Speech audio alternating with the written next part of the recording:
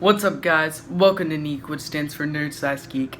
And Disney Plus just came out, and I saw the show that I've been waiting for. Well, the first episode, The Mandalorian. So this is gonna be my review for The Mandalorian, and then at the end I'll talk about like theories and stuff for the future, and just breaking down some stuff.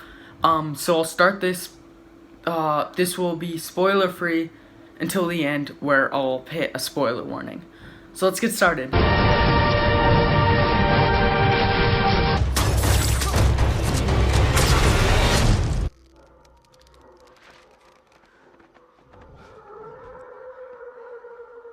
Okay, so I'm not gonna do this like my normal view. I'm not gonna do like the good, the mixed, and then the bad, just because it's just like a 40-minute episode. So I'm just gonna talk through all my thoughts on it, and then I'll give a spoiler warning. Then I'll talk about spoilers. So starting off talking about this, one thing is, I just said it's actually only 39 minutes, so under 40 minutes, and I actually expected this to be longer because, I mean, you don't really need this to be 40 minutes. If this was on like TV, and then it had to be like 42 minutes or something, but it's not, so you can make this a different thing, and it felt a little too short, even for the story they were telling, like, especially because of the way it starts out. They do like this own like little like mission thing that the Mandalorian is doing, and then that seems to take up quite a bit of time, and then for the actual main adventure for him getting the bounty seems rushed, because you go to the different places but you don't get to spend that much time there because it's only like 40 minutes. I feel like they could have added like 10 minutes, made it like 50 minutes, and add like here and there adding to each scene, and I feel like that would have been better. And yeah, also you would have gotten to spend more time with the characters. So now I'm just going to talk about the characters. So you got the Mandalorian, who doesn't really talk that much. He's under the mask the whole time, and that's kind of like the thing. You don't know who he is. It's about the mystery. And even and I feel the person who plays him, Pedro Pascal, does a pretty good job at playing him, even when you don't really see him talk that much and stuff. And then he sounds a lot like Boba Fett. It's just kind of weird. But anyway, but you see he's like this merciless bounty hunter, so you think, but then with the ending it makes you think otherwise, and you want to learn more about him. So I feel like he could be a good character.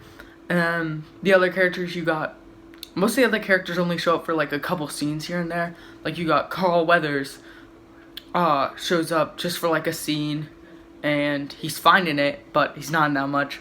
And then you have like the client who he has to do. You have the person who like forged the thing to make more armor for the Mandalorian.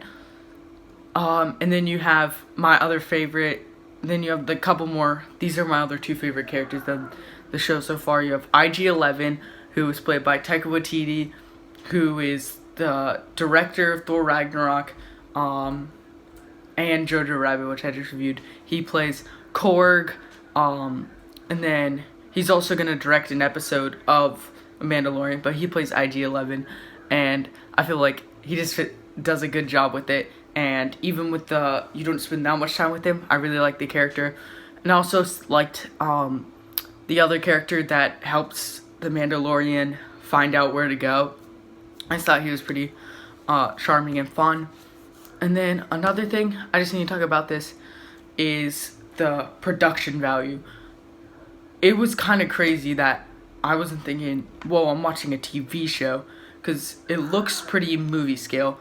Of course, the special effects and stuff aren't as good as like a Star Wars movie, because it can't be that good, but you obviously can tell they spent a lot of money in this and put a lot of effort to make it look as good as it can. Like there's lots of CGI and stuff that doesn't look like, it looks really good, especially for a TV show.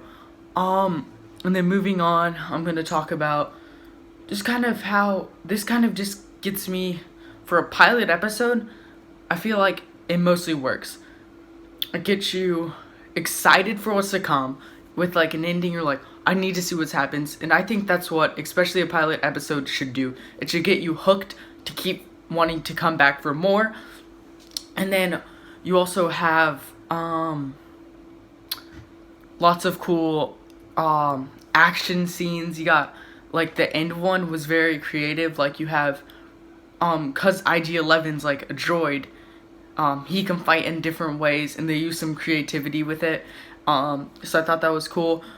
And then you also, I just kind of like the feel of it, how it's like, it feels like Star Wars, and like, you really feels like Star Wars, but it's also not about the Jedis and the other stuff, and it's about, like, the criminal underworld, and it's like, has a more Western vibe, which I thought was really cool to do something different.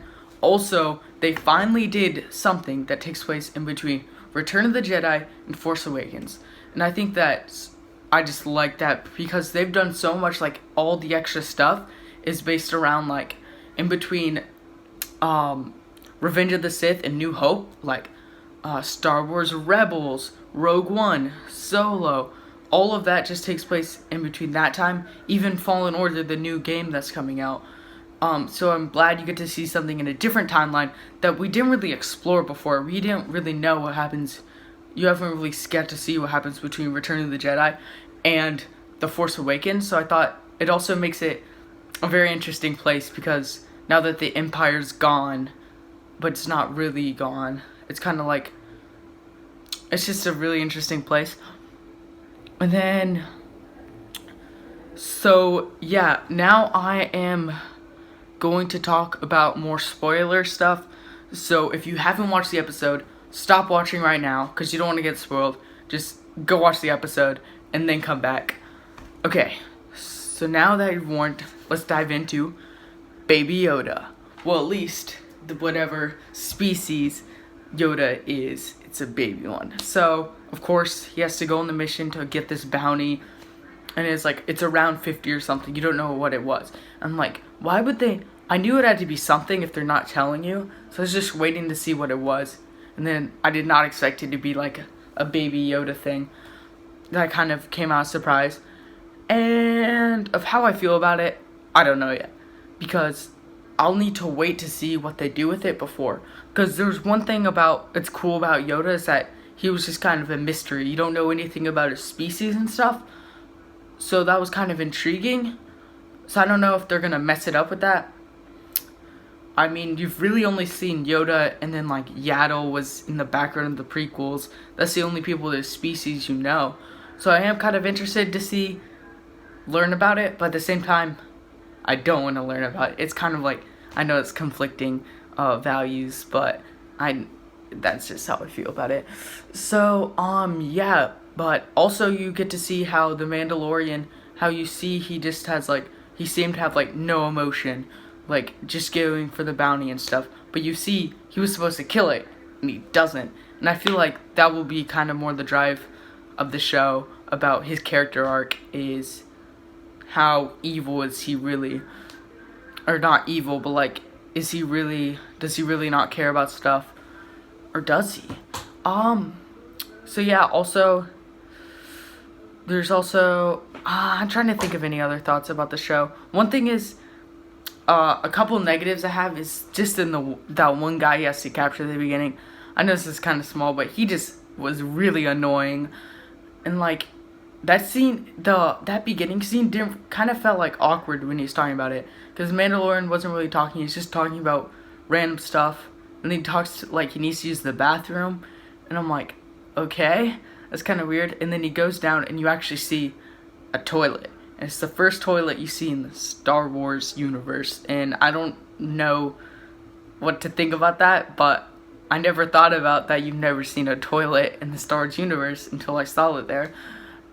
And yeah, and then also how he has carbonite, and he like carbonite freezes stuff. In Empire Strikes Back, it was supposed to be a thing like, normally they don't do it to humans, they use it to transfer other stuff, so it's like a crazy idea. They didn't know if he was gonna live, and it was like a crazy thing to start, and they had to do it at like Cloud City and that place. But this man can just do it in his own ship, and like he just does it. Is it because of Empire Strikes Back it's become like a more practice thing for bounty hunters.